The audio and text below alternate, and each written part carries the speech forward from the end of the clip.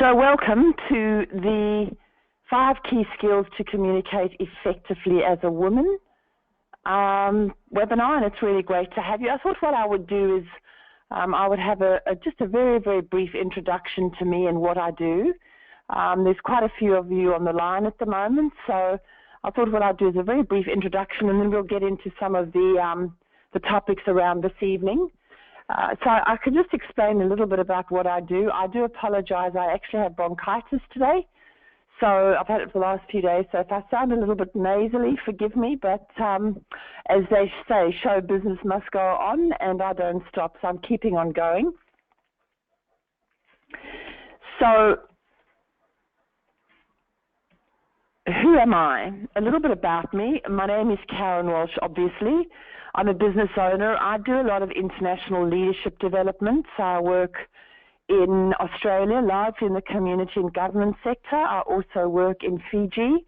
So I'm in Fiji probably about 4 months of the year, and I do some work in Africa. So I have a background in university lecturing, in psychology. I work across 3 continents, as I said, and I absolutely love what I do. And I've been developing leaders to grow organizations for about 25 years. But I've also been doing a lot of work around coaching women. So some of my work has been around work, with regards to teams, helping them become more impactful. But certainly with that has been a lot of work around helping women to become more empowered, helping women to be more determining of their own lives, and helping women really from 18 to, I don't know, my oldest client lady is 86 years of age. So I have a strong background, I guess, in 3 areas: leadership, team development, and working with women. I write a monthly column. I do a lot of conference speaking, about 15 a year, and I do a lot of different work. This is just a photograph or some photographs of me and where I am and what I do and the people with whom I work, and I think I'm very blessed to have the opportunity to work with so many fantastic people. My work with women really is I've coached and trained, it feels literally thousands of women over 25 years across various continents. And what I always say is very often, I think women in many ways have so much to do and have quite a difficult time in many ways doing it because we just have so much to do. So we go from cooking to cleaning to vacuuming to making the lunches to making sure the children are okay to doing the taxing. For many women now more so than ever, women are also working full time. And so I have really had a lot of interest in working with women over a long period of time. And I must say that often when I work with women in the beginning, many of them are absolutely exhausted for all the right reasons. So this is a bit cheeky, but I thought I'd throw this in. So which one is you? Does that look like you? Do you ever wake up in the morning thinking, oh, which way is the right way up because I'm not sure, I've forgotten? Or maybe bad hair day, not sure which way is up either, but you wake up and you just think today just ain't going to be a good day. So if this is either or any of you, just let me know. I also wanted to say, please communicate with me as we go through the seminar, or the webinar rather, because I really, even though I can't actually talk to you as such, I really enjoy your involvement in the webinar and getting involved in what I'm talking about. And if there's any questions, I'd be most grateful you just shoot them through. And there you go. I'm so tired of rude and disrespectful people. So I was training a program around, dealing with rude and disrespectful people the other day. And in fact, the next webinar that comes tonight after this one is exactly that, dealing with rude and disrespectful people. But I think that for many women, what we don't do is we don't stand up for ourselves in the workplace. We know from research that we earn 16.7% less than the man doing the same job that we do. We also know from research that we walk away with significantly almost a third less superannuation than men do. What we also know is that only 9 out of 190 states around the world are led by women. And so I guess my whole theory and my whole passion is to try and get women to really become more empowered in everything that they do. And I think one of the areas that we struggle is in our communication for a whole range of different reasons, and I'll talk more about that as I go through the webinar. But I think it's an area that really we could learn to be more assertive, learn to have a say around what we want and what we need, because mostly we don't do that. In many ways, we either get aggressive or, which we do more of than being aggressive, is we withdraw. And that's not Karen Walsh speaking. That's just a lot of research that's gone into the different communication styles between men and women. And I always say that once they become an empowered and successful woman, they look more like these no matter what age. I just love these photographs. I think the one particularly in the middle, it's like, oh, yes, that's sort of, I've achieved it and I've really turned my life around. But have a look at the photograph that I'm about to put up now. This woman is over 90. Can you believe that? She's over 90. Now, I mean, I'm a lot younger than she is, and I tell you what, I wouldn't be able to do that. So I always think that she's one empowered, zestful, energetic 90-year-old that's amazingly supple. So let me talk a little bit about the Empowering Women to Thrive series and program and why I've written it and why I've put this together. It comes initially from my work with women. I have a long background, sadly, or not so sadly, not only working with leaders and teams and women, but I have a long background in working with domestic violence. So in 2005, I was somewhat responsible in part with Lifeline of establishing the 1-800 line, which is still in existence today. And then I spent, 5 or 6 months training about 700 or 800 counselors on the line. Last year, 2016, I was the chairperson of the annual Domestic Violence Conference. And I've had a lot of work in coaching women in this area. I have a lot of work in running training programs, running retreats, working with refugees, hostels, et cetera. And so my initial work was around, I just would like to see many more women in this world become a lot more empowered than they are. And I guess I'm about helping women at all ages and levels thrive. So whether that's in business, whether that's in their relationships, whether that's with their children, in the communities, it really doesn't matter. My passion is women, and my passion is trying to help them really, I guess, live the lives that they're destined to live. And one of the things I always say is that in order for us to be empowered, we have to take responsibility for our own lives. And I do appreciate that sometimes that might be easier to say than not. But I really believe that in so many ways, women have got the, the lesser side of the equation. I think, what did we? We only got the vote in the early 1900s. We earn significantly less than men, as I say. And I really believe that women in many ways are better leaders than men are. That doesn't mean that men aren't good leaders. But I ask you to think to answer this question. If you think about the state of the world today, I'd like you to tell me, and most of the, barring I think 2 or 3 nations are run by women, I'd just like you to think about, look at the state of the world today. It's not in great shape. And it concerns me that a lot of the leaders are around, I presume, territory, politics, greed, not listening to each other. I don't know what it is, but my own personal philosophy is that women could probably, if they're given the chance, do a darn sight better job. I think at the outset, I also want to say that I have great relationships with men. I've got some fantastic men in my life, including 2 beautiful sons. So I'm not in any way being disrespectful to men, but what I am doing is saying that I think that women as a gender, as a people, as a group, we can do a lot better than we do, and I think part of that is around how we communicate with each other and others. So the Empowering Women to Thrive program is about, we're going to be running 1 conference each year, starting at the end of 2018. We run 3 women's retreats each year, first one in June 2017. It was actually June 2016, so I apologize. But I think the next one that we're running actually in this year is 2017 is in June. If you go onto the website, which is www.karenwalsh.com.au, you will see the dates for that. We also run a 12-stage Empowered Women program, which is being done face-to-face. But as I'm speaking, it's actually going online. And some of our 1- and 2-day seminars will also be going online, one of them being communicating assertively and with confidence as a woman. So these are all things that we run for women. We do monthly meetups where in Sydney we get together with women of all different types, races, colors, creeds, and talk women things. And then, of course, we do the monthly webinars, which are all about women's issues.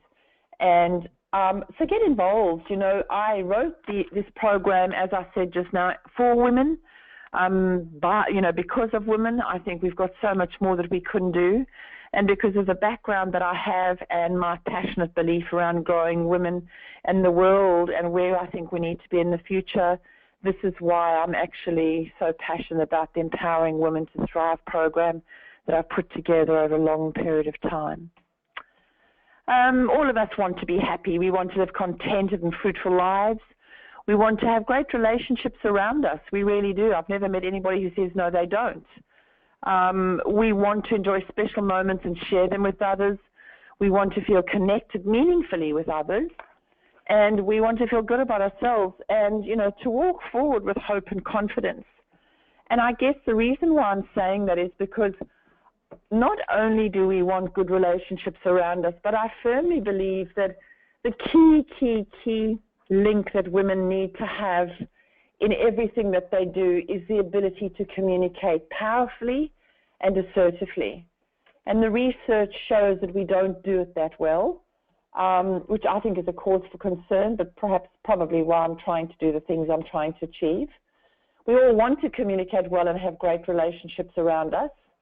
And research, as I said a little bit earlier on in the webinar, tells us that women generally are far more passive in their communication than any other form. So what I mean by that is that if you talk about the different styles of communication, so you've got aggressive. And aggressive is about I win and you lose. We've got passive, where we don't stand up for ourselves, we allow other people to have their say, and we don't say what we feel or we think. And I think very often what we do as women is that we keep the peace at all costs. So we don't want to raise things or we don't want to make a fuss. And I think in many ways, whilst that might be appropriate from time to time, ultimately I think we do ourselves a great disservice when we don't have our say, when we don't have our needs met. And this is what I'm really passionate about. So you've got aggressive behavior, you've got passive behavior, you've got assertive behavior. Assertive behavior is absolutely everything that I wish every woman around the world could learn how to do. And it's essentially what I do all the time, teach women to communicate assertively and with confidence, which is obviously what part of this webinar is about. And of course, the other style of communication, which isn't good either, is the passive-aggressive, where we say one thing but we mean another. Or we say one thing to somebody, but then our actions don't back up what that says.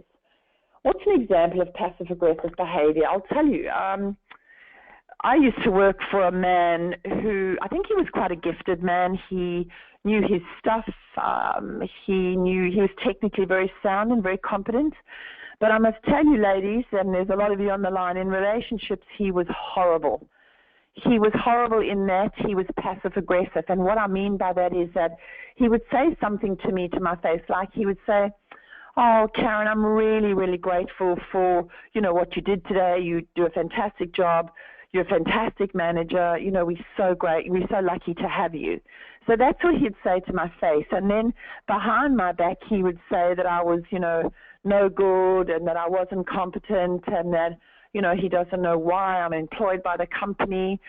And that's passive-aggressive. So they present one thing and then they do something else. And so when you consider the different styles of communication, what we don't want to do, ladies, is we don't want to be aggressive. We don't want to be passive, where we walked over, and we don't want to be passive-aggressive. We want to be assertive. And assertive is win-win, where we have our needs met and the other person has their needs met.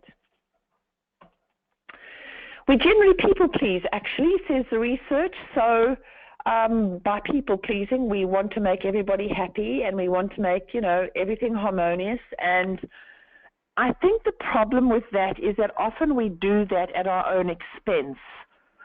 So as long as we can keep the peace and as long as people can be happy, we're often prepared to negotiate or compromise what it is that we want. And I think this is where we lose. I think this is where we give away our own sense of empowerment, and ultimately it costs us. So as I've said, most women don't stand up for what they want, preferring rather to keep the peace and make a scene. And over time, I've seen this so often. Over time, this leads to frustration, resentment, and the outcome can be an explosion. So an example would be I was working with a woman the other day and her husband, and she's fairly passive, so she lets things go and go and go. And then what happens is that one day he'll do something that really annoys her or really frustrates her, and then she'll just blow up. So she explodes, and then he sort of thinks to himself, "Oi, what was that about? I have no idea what the issue behind that overreaction is." But what it is that her lack of explaining or talking through her frustrations over time results in these things being pent up, and then ultimately he might say something, or a friend might say something, and she gets so angry that she just explodes. And I see this really often. So my whole pursuit is about trying to teach women to know how to communicate confidently, to know how to deal with issues assertively, and to be able to have their say in such a way that they walk away from a conversation feeling as if they got their needs met and that they were heard. So if you consider then, because there's a lot of you in the line, anybody write me a question or tell me, do you tend to be more passive in communication or when you want your needs met, or do you tend to be more aggressive? Share with me what some of you do. And if there's any question, as I say, as I go through and you want an answer, just send it to me so I can talk about it as I go through. So this one's from Jay. Jay, you say that you're generally more passive in communication and you get frustrated because you feel that people don't listen to you. So I think it might be coming back to what I was saying just now, which is, at times being passive, not saying much, or letting sleeping dogs lie might be appropriate because there might be high emotion in the room or tension might be high, and that's absolutely fine. But I think that's more about choosing to be passive as opposed to your normal style of passive communication, because if that is your normal style, as I say, ultimately it's going to frustrate you, and it's about then learning how to do it in a way that's more meeting of your needs and getting what you want said and done. It's critical that as women we learn how to communicate regularly and effectively. I think I've made that point. So what are the 5 key skills we need to communicate effectively as a woman? Now, I've thought about these. When I write these webinars and I put them together, I really try and think about what would be most beneficial. So instead of the sort of classic textbook thing that says do this and do that, I always try and do or put together stuff that I think you could use and stuff that is meaningful for you. So when I put these things together, I'm trying to come up with things that I think are going to be helpful for you. So number one, I think, when I think about all of the women that I've worked with over the years, is number one is when, for example, in conflict or you're getting angry, or let's say that you're in a meeting and somebody who, is rude to you or somebody is aggressive towards you. The key thing, ladies, always in communication is to try and stay calm. I always say that she who remains calm wins.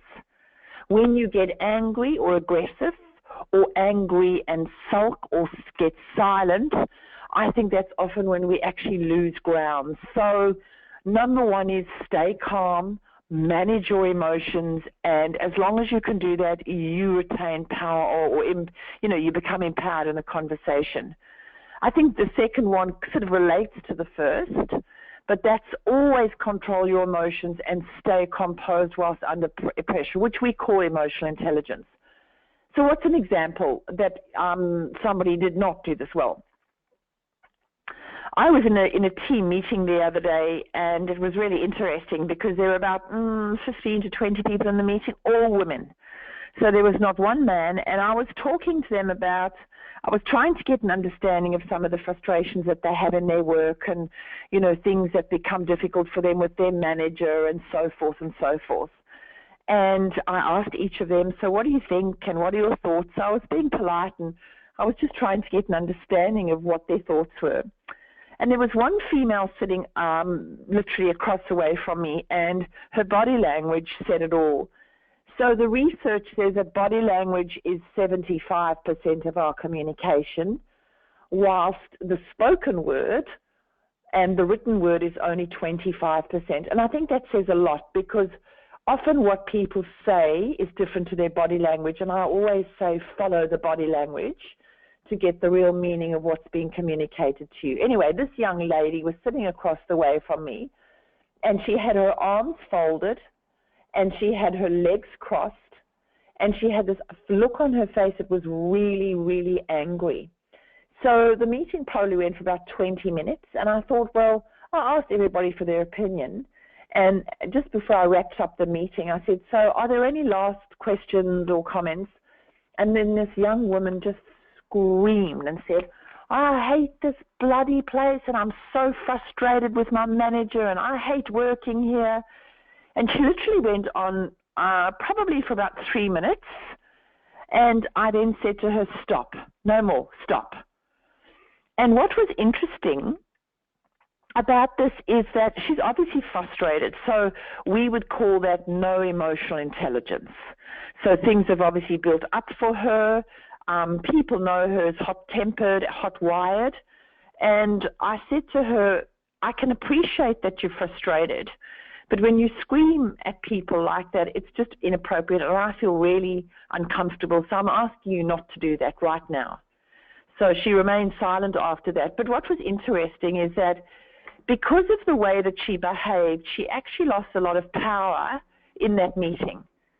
And what I mean by that is that as she was sort of getting really angry and uncomfortable, I looked around at the body language of the other women in the room, and some of them were looking sort of heavenwards as if, oh, please, Lord, help me.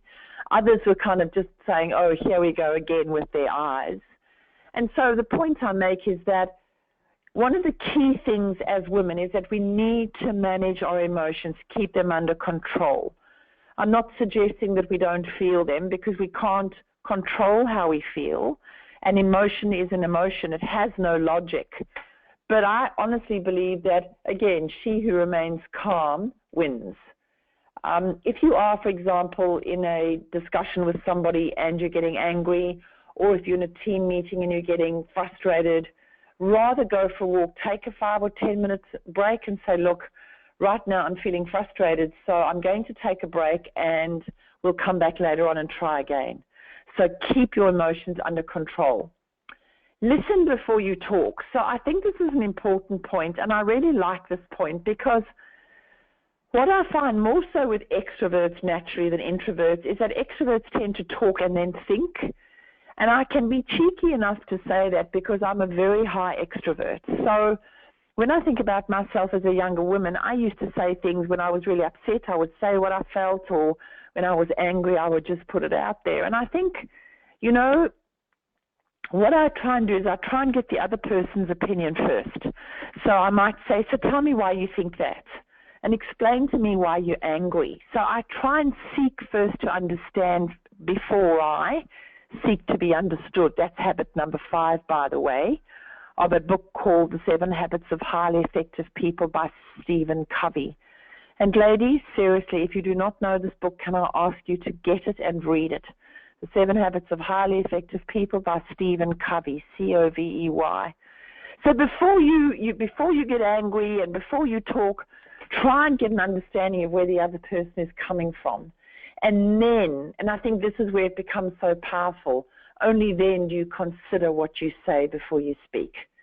How many of you listening to me right now have woken up in the morning and thought to yourself, oh my gosh, as you hang your head in shame, thinking, I can't believe I did that. I cannot believe last night I said that. I am so embarrassed.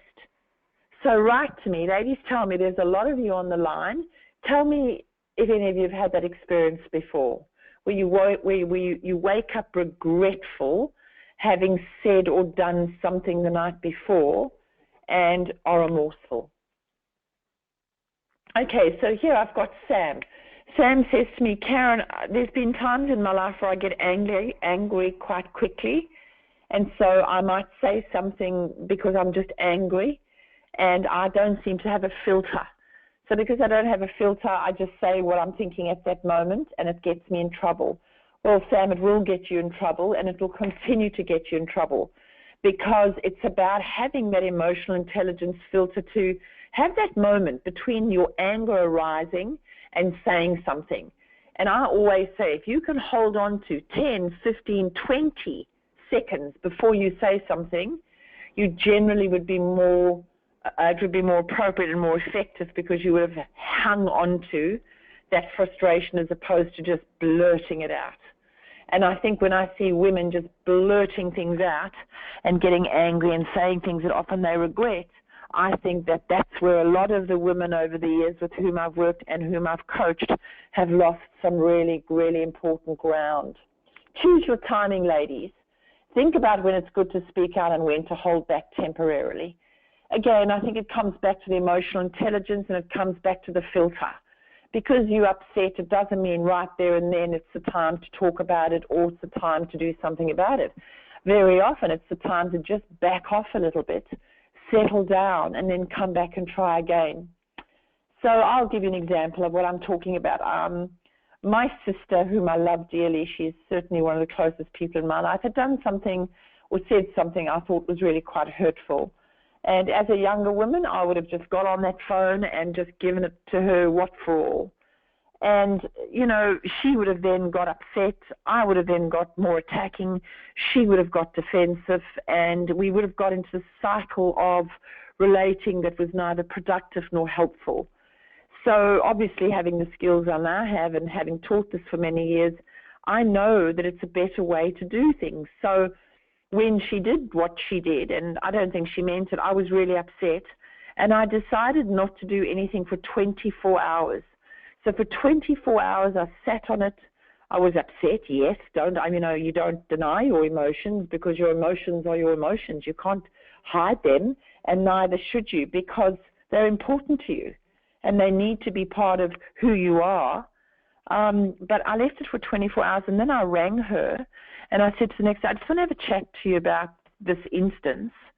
And she said, well, what happened? And I said, well, you know, when you said that the other day, and this is an assertive technique which I'm going to show you in a moment, when you said that the other day, I felt really upset about what you did. And so what I would like you not to do in the future is don't do that, because it's hurtful to me and it really upset me.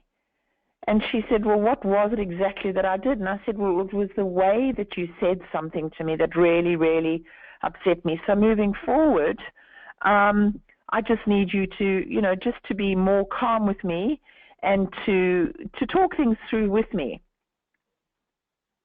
So it was really a wonderful, wonderful discussion, because we solved it. We solved it because I chose my timing. We solved it because I calmed down. We solved it because I didn't attack her. I went in assertively, and also because, you know, we were seeking for the solution to the problem, and I chose my time. And here we come into the learning how to be assertive technique.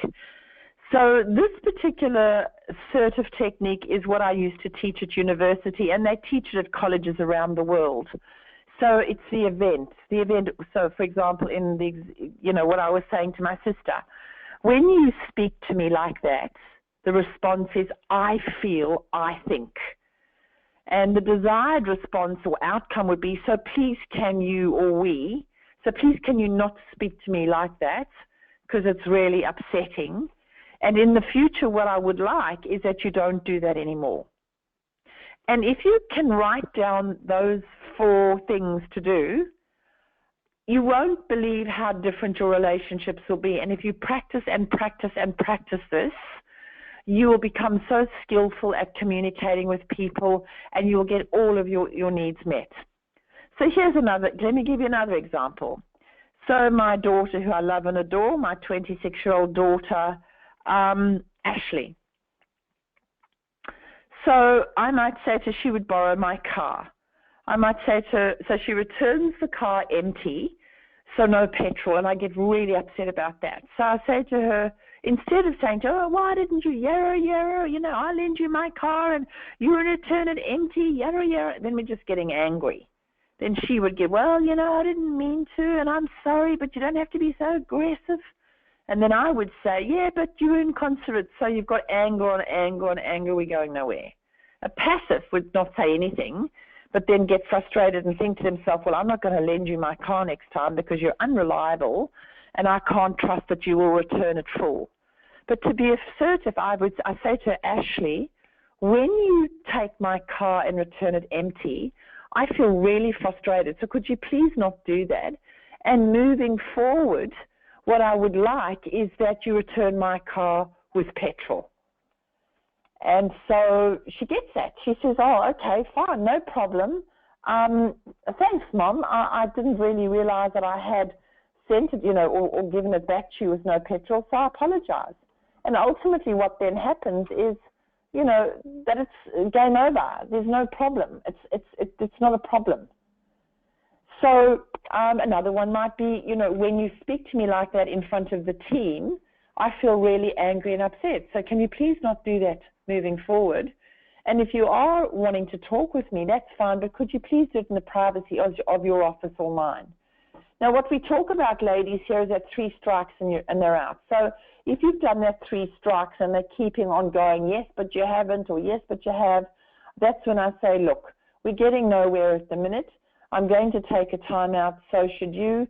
Let's think about it, and we'll come back in 24 hours. And I generally say no longer than 24 hours because otherwise, what happens is that then it doesn't get resolved or life gets in the way, people get busy, so 24 hours and that's it. And of course, for them, because there's a lot of you on the line and all of you or some of you know who I am and how I operate, it's not 5 skills. I've always got to add a little bit extra just for value.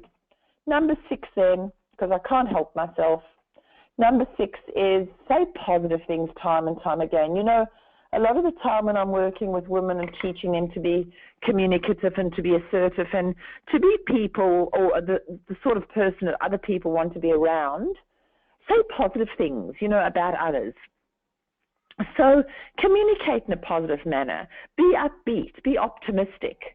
So, as opposed to, well, I hate going to work and I really don't like my boss, it's to communicate, I actually love the work that I do, and my boss and I struggle a little bit at times, but at the end of the day, I've got a great team with whom I work, and I enjoy going to work every day. So I think the important thing is that, my mother taught me this lesson. If you've got nothing positive to say, say nothing. And I love that. So I say the same thing to you. Obviously, if it's a conflict that has to be resolved or an issue that has to be dealt with, then you need to deal with it. But at the end of the day, stay calm. Control your emotions, stay composed under pressure, listen before you talk, and consider what you're going to say before you blurt things out. Choose your timing. Sometimes you might have to wait a while whilst emotions are high. Learn how to be assertive.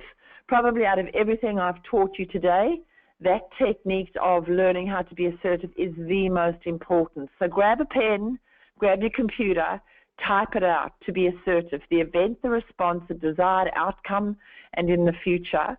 And then type that and put it all over your office, in your car, in your bathroom, in your bedroom, everywhere, on your computer at work, and learn how to be assertive. And honestly, you would not believe how different your life will be if you learn to be assertive and stand up for yourself.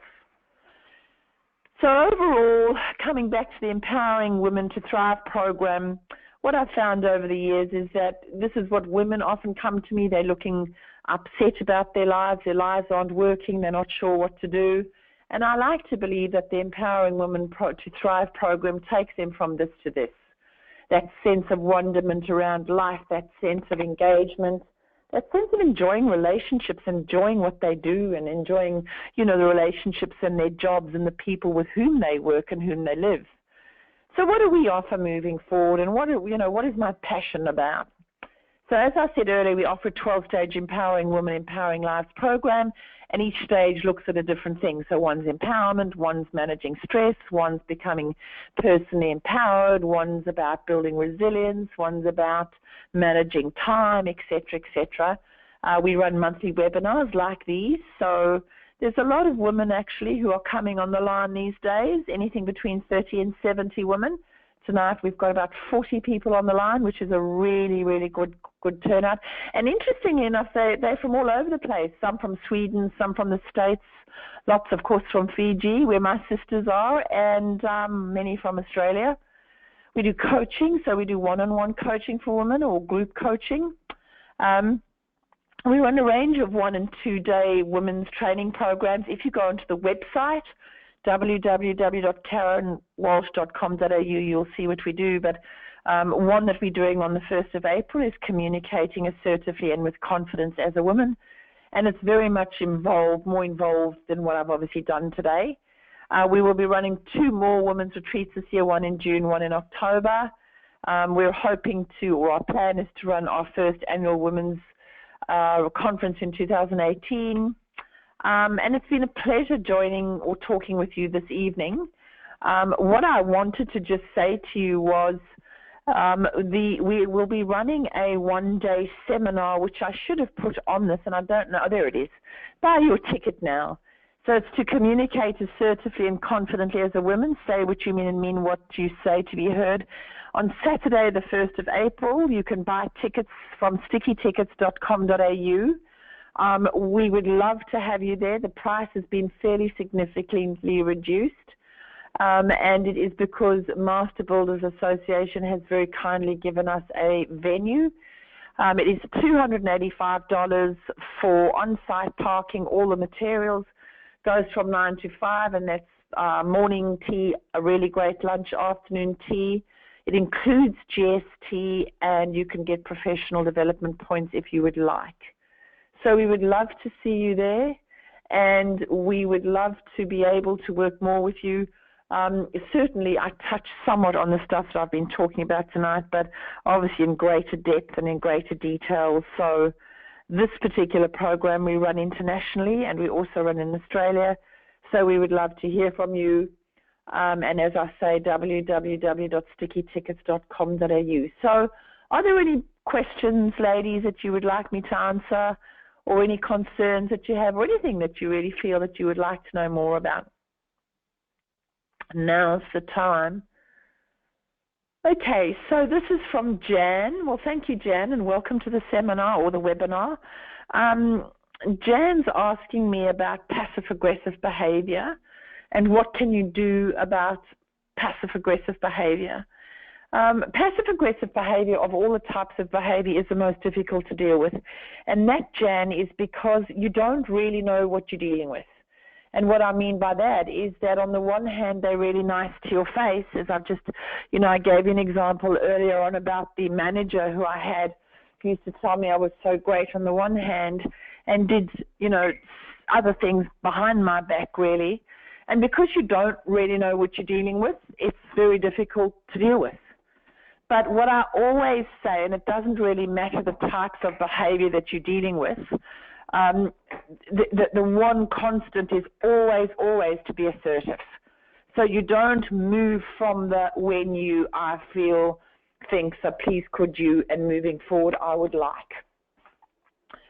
This particular manager, I'll give an example. I'll just finish off this conversation about him, Jan, answering your question. I had heard from other people around the organization that he used to badmouth me. And so one day I decided, well, I was really upset about it because he was my manager. So I went to him and I said, could we have a chat? I just need 5 or 10 minutes of your time. He said, oh, could you come back in an hour? I said, fine. So I did. And I sat down and I said to him, I started off with the positive. We've been working together for quite a while now. And overall, I love my work and I think we've had a fairly good working relationship. So I started off with a positive. And then what I did was I went into the assertive. However, when you talk about me behind my back, for example, you mentioned to somebody the other day that I'm incompetent and this conversation happened in the cafeteria, I felt really upset about that. So what I would like you to do is if you feel I'm not competent or if I've, not doing what you would like me to do, moving forward, could you please tell me and not others? Because it's not fruitful for our relationship. And he denied it initially, and I said, well, at the end of the day, I'm just asking you to treat me well and with respect. And our relationship sort of got back on track. Interestingly enough, I have to finish this webinar off with this. He got fired. See, there is such a thing as karma. He got fired because he was bloody useless at his job and because he was bad-mouthing the CEO and other people on the executive, and so they got rid of him. So there you go, ladies. Please go onto the website, which is www.karenwalsh.com.au. You're welcome to email me at any time, karen@karenwalsh.com.au. I'd love to hear from you no matter where you are in the world. And as I say, buy your ticket now to communicate assertively and confidently as a woman. Say what you mean and mean what you say to be heard. Saturday, the 1st of April in Sydney. And it's in a venue across the road from Sydney University. So any questions, I would love to hear from you. But besides that, please feel free to contact me anytime. It's been an absolute pleasure speaking with you this evening, and have a fantastic evening. Catch you next month on the next webinar. Take care.